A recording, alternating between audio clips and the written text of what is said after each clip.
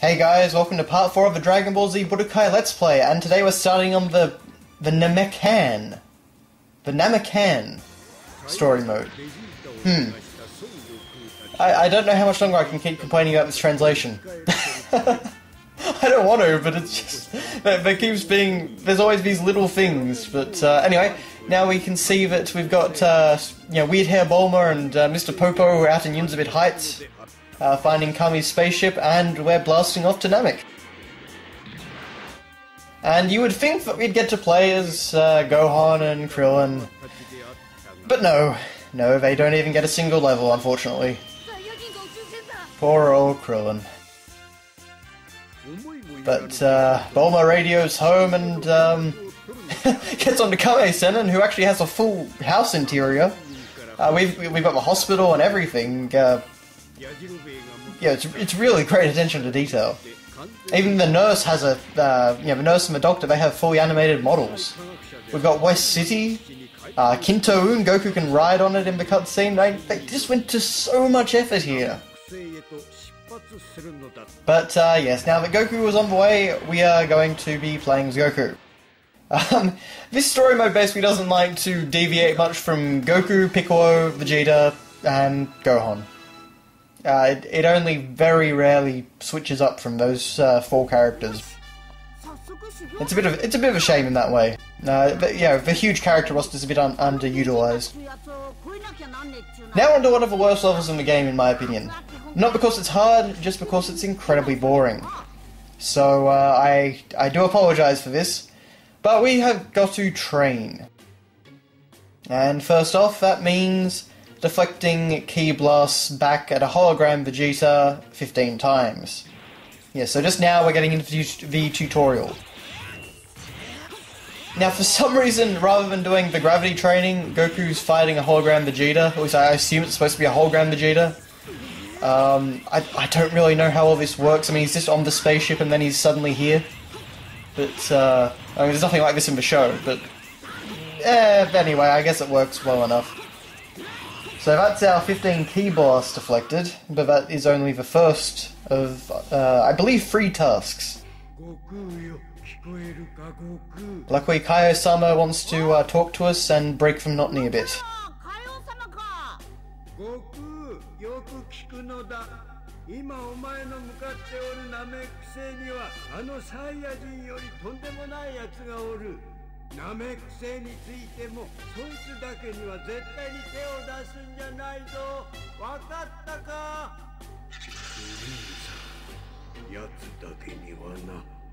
So that means we're going to be fighting him the first chance we get.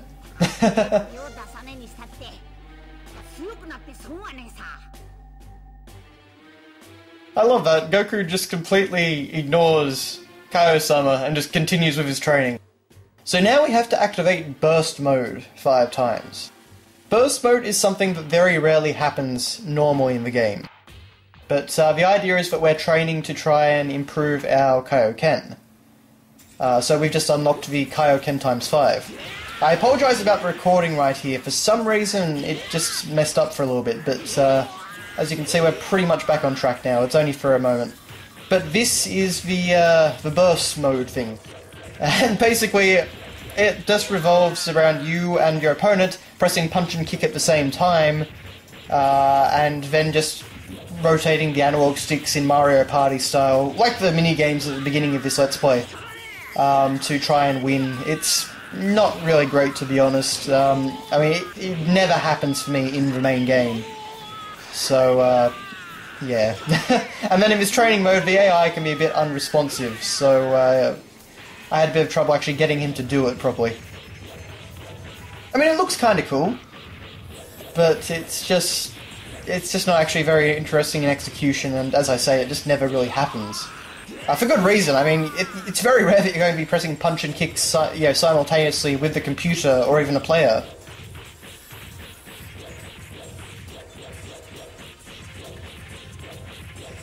While I like the idea of them actually including, like Goku's training and that sort of thing in the story mode, I really don't think it's necessary, and I mean, I really definitely think you could have done a better job than this. I mean, maybe you could do something with gravity, so like Goku's got to fight a hologram on the Capsule Corporation ship, but because of the gravity, he moves really slow or something like that. You know, something a bit more interesting like that that plays with the game mechanics. But, yeah, this is what we get. Well, we'll be on Namek soon. Use your little remaining health to defeat the fake Vegeta, so beat up Vegeta again.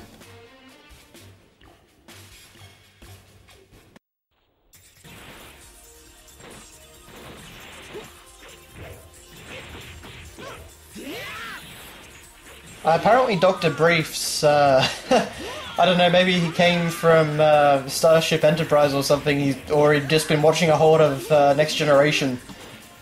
He somehow managed to add in a fully fledged holodeck, apparently, according to this. I mean, they never, like, they just call him a fake Vegeta, they don't even call him like a holographic Vegeta or anything like that. I don't really get why it had to be in the same, you know, like, desert area. Yeah, there could have been something a bit more original, I guess. Like, I mean, as I was saying before, it'd be nice to actually fight on the ship itself, but... Anyway. End of training. Stop hitting yourself, stop hitting yourself, stop hitting yourself. I love that animation, because he just keeps going.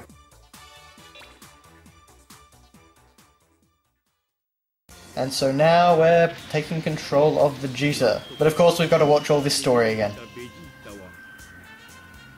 I really love doing that. But look at this, we've got Planet Frieza, we've got that doctor guy from This and the Bardock special. That hallway even, where he does meet Kui.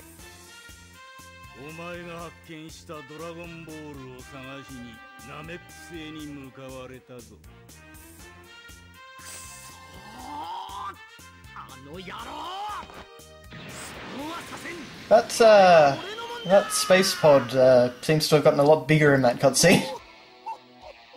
But anyway, here we are harvesting Dragon Balls with Frieza, Dodoria, and Zarbon. We even got the dead Namekian villagers.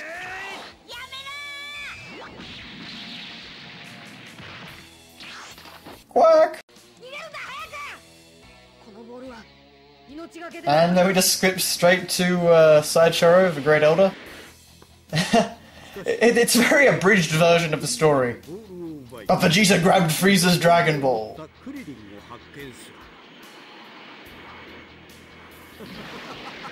That's a pretty neat effect. Yeah, they've actually got like a full Namek world map there that we're flying over. And my video just froze. Oh, that's always lovely. There we go. Will Vegeta be able to get all the Dragon Balls? Or will these 5 unexplained space pods get there first?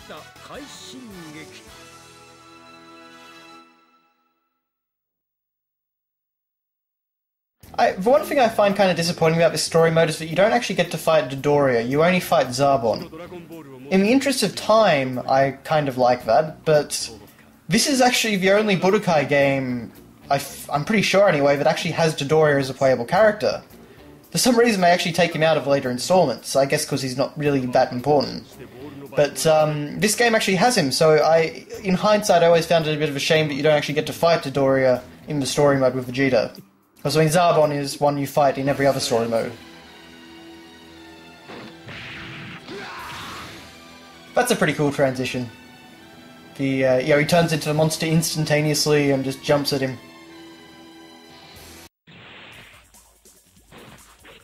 So yeah, Zarbon starts out as the monster, but thanks to this game's transformation system, basically, whenever you knock a character down and they don't have enough key bars lined up to keep the transformation going, they just transform back to their base form.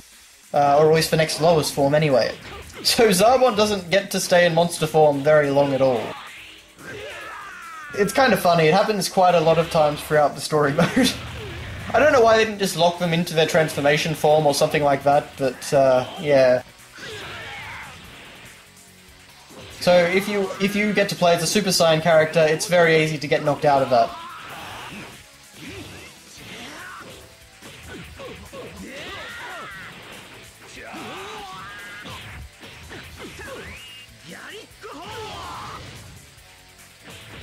And he's out.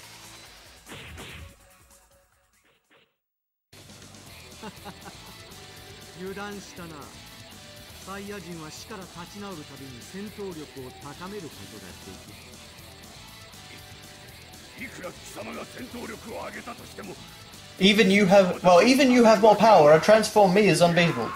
Even if you have more power, I think.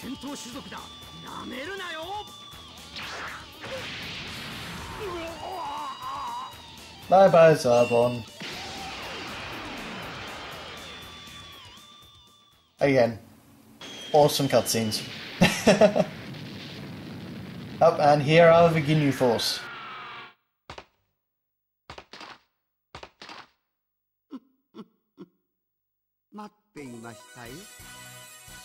Here you come.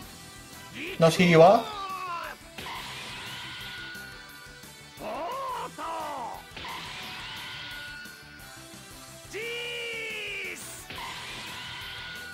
Fun fact, actually, if you didn't know, the Ginyu Force names are based upon dairy products. You lose some of it with the Funimation namings, but yeah, it's stuff like Geese is cheese, butter is butter, but he was called Berta in the Funimation version, I believe. Yeah, so stuff like that. It's you know, one of the fun naming conventions in Dragon Ball. A lot of things are named after foods. Vegeta honey. Apparently that's how they've chosen to translate Chan as honey, which seems a bit weird, but it kind of goes with Riku's weird speaking manner.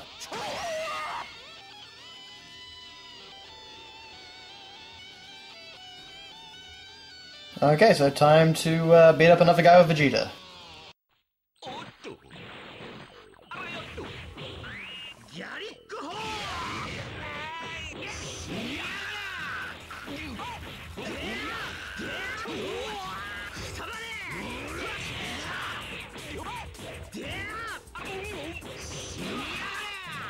This is actually one of the easier battles I found in the game.